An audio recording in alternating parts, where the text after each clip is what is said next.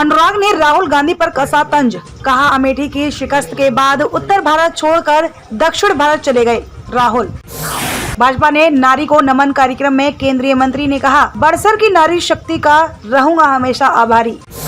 अनुराग ने कहा, हिमाचल में फिर से बनेगी भाजपा सरकार, भाजपा के नेतृत्व में प्रदेश हुआ मजबूत और खुशहाल। स्मृति ईरानी भारतीय जनता पार्टी की वह नेता है जिसने अमेठी से राहुल गांधी को ऐसी शिकस्त दी कि गांधी परिवार का दशकों पुराना कांग्रेस का किला हिल गया। राहुल गांधी उत्तर भारत को छोड़कर दक्षिण भारत में बैठा दिए।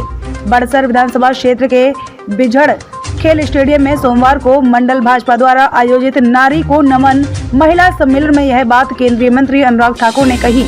अनुराग ठाकुर ने इस मौके पर गांधी परिवार पर तीखे प्रहार किए। उन्होंने कहा कि गांधी परिवार ने बरसों अमेठी की सीट जीतकर वहां के लोगों को केवल गरीबी भुखमरी दी।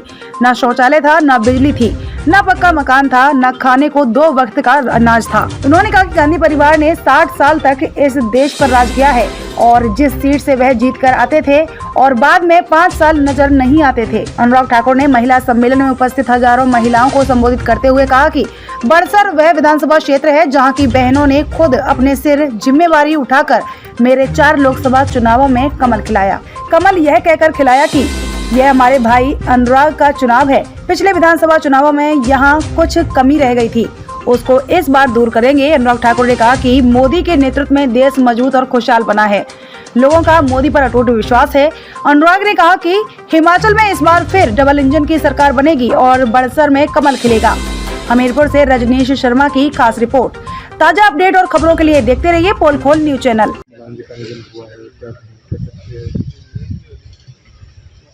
मुलायम सिंह यादव जी देश के एक बड़े नेता थे, तो जयप्रकाश जी से लेकर डॉक्टर लोहिया जी के विचारों को लेकर जन जन के बीच में गए। ना केवल लोकप्रिय थे बल्कि जनता से सीधा इतना जुड़े हुए थे कि पार्लियामेंट में सदन के अंदर भी उनकी इंटरवेंशन समय समय पर बहुत उपयोगी भी होती थी और एक वरिष्ठ नेता होने के बावजूद भी जितना समय वो संसद में बिताते थे वो हम सब के लिए भी एक बहुत लाभदायक होता था। उनके जीवन से बहुत कुछ सीखने का अवसर भी मिलता था और लोगों के बीच में भी जितना वो जुड़े रहते थे आम जनता के साथ, वो भी बहुत अद्भुत था। तो एक ऐसे नेता जिन्होंने ज़मीनी स्तर से अपने बलबूते पर डॉक्टर लोहिया जयप्रकाश जी के विचार को आगे बढ़ाते हुए काम किया है, उसको देश सदा याद रखेगा।